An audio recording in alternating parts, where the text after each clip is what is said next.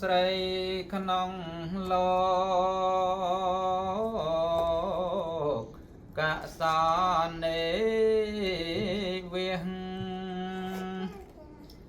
ដែលនឹង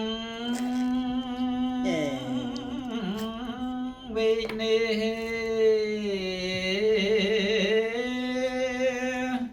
សាប់សូនចាគុណ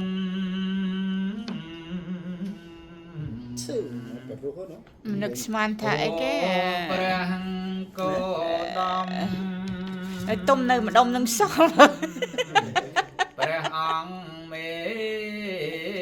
នបុណ្យ អ្នកជំនាញ មេត្តានិមន្តសំដែងឲ្យទី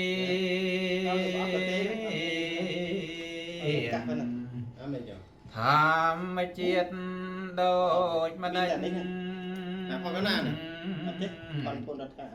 ហើយជាប្រធា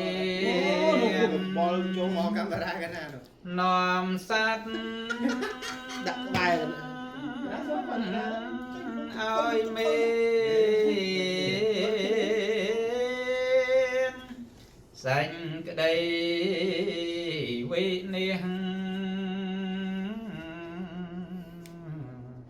Thank you គុណ បើយើង សាធុគុណ ស្រីយើងធូរស្រីតឹង